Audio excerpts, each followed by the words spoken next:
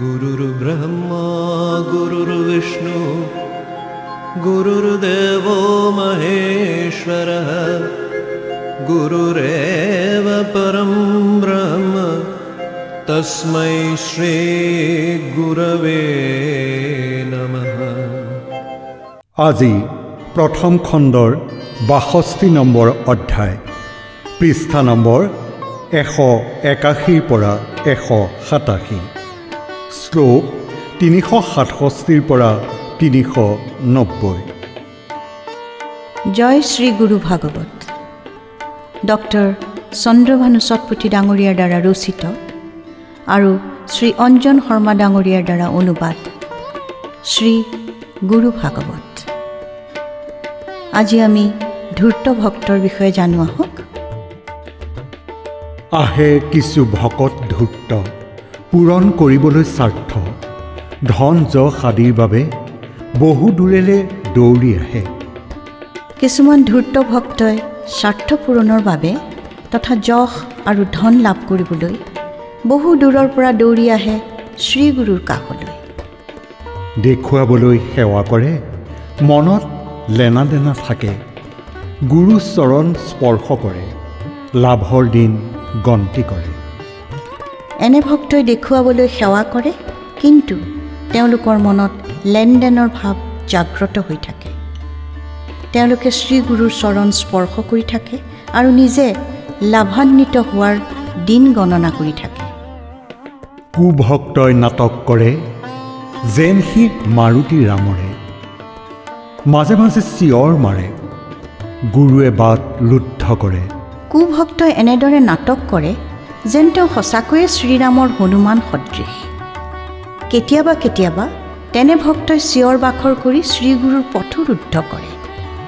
ধূৰ্ত ভক্তৰ আগমন দেখা নাযায় প্ৰতিদিন। পূজা সেৱাৰ সময়ত ধূৰ্ত নাথাকে মন্দিৰত।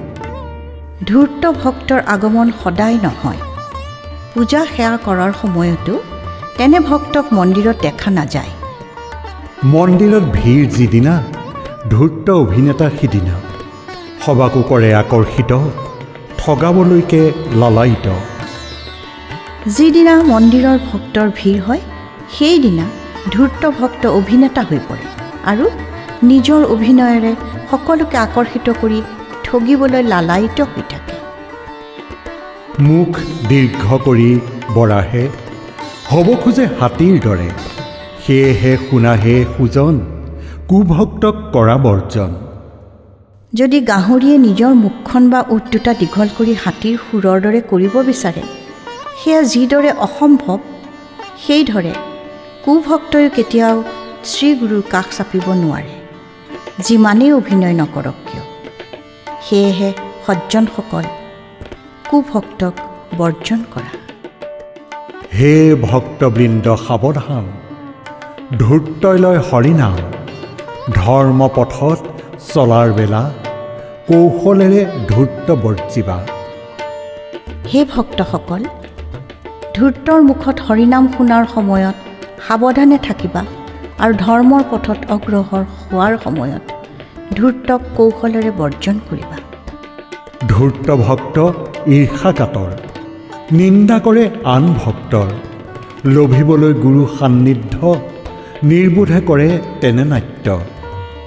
এনে ধূৰ্ত ভক্ত অতি ঈৰ্ষাকাতৰ হয় আৰু অইন অইন ভক্তৰ নিন্দা কৰে। শ্ৰীগুৰুৰ সান্নিধ্য পাবলৈ এনে নিৰ্বোধ ভক্তই নাটক কৰি থাকে। কাগজৰ ফুল হে যেন, ৰূপ থাকিও গন্ধহীন। দেখুৱাবলৈ কৰে কাম, মনত যে স্বাৰ্থ চৰম।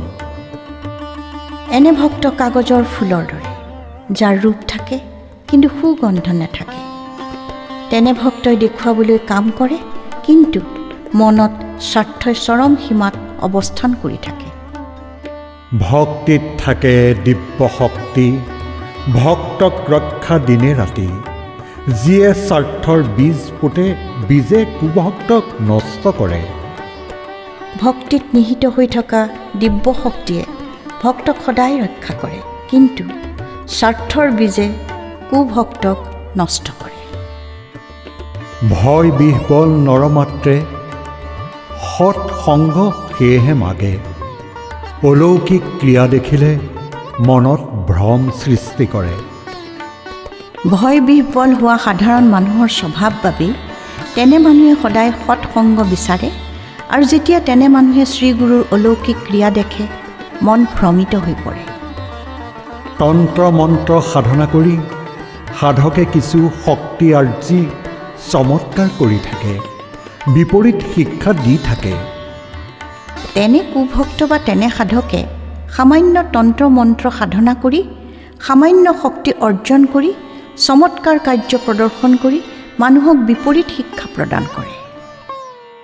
নিকৃষ্ট সাধনা সাধিলে কিছু শক্তি আৰ্জে সাধকে, সেয়া নহয় দিব্য শক্তি, সি হ'ল মানসিক শক্তি। নিকৃষ্ট সাধনাৰ দ্বাৰা মানুহে কিছু পৰিমাণৰ শক্তি আহৰণ কৰিব পাৰে, যদিও সেয়া মানসিক শক্তিহে।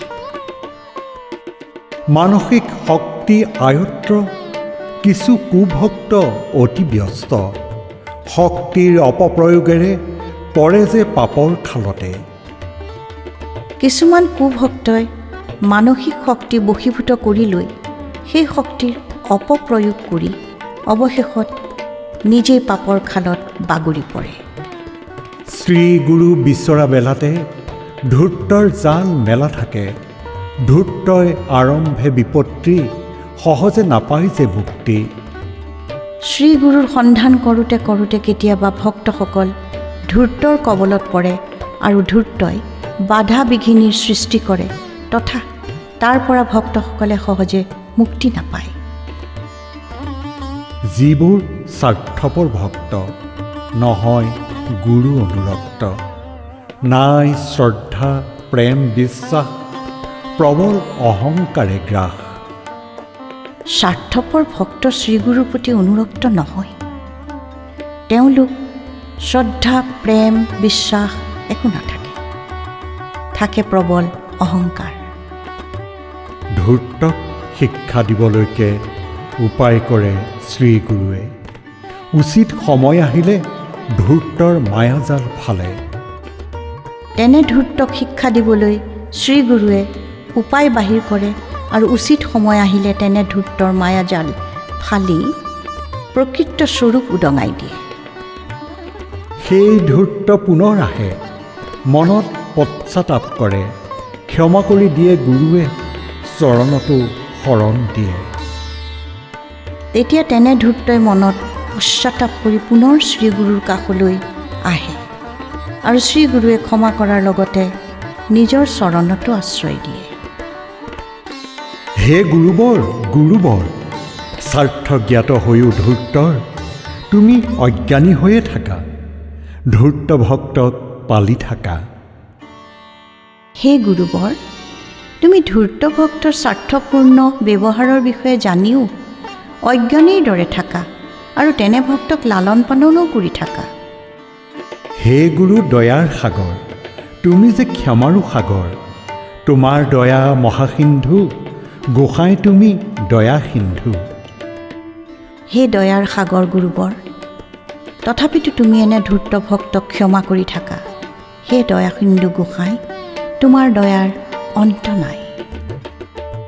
ভক্তৰ সৰ্বপাপ জানে, কিন্তু গুৰু থাকে নীৰৱে, আহিলে শুধৰোৱা বেলা, গুৰুৱে ৰচে দিব্য খেলা। ভক্তৰ সকলো পাপৰ বিষয়ে জানিও শ্ৰীগুৰু মৌন হৈ থাকে, আৰু শুধৰোৱাৰ উচিত সময় আহিলে শ্ৰীগুৰুৱে দিব্য খেল খেলিবলৈ ধৰে।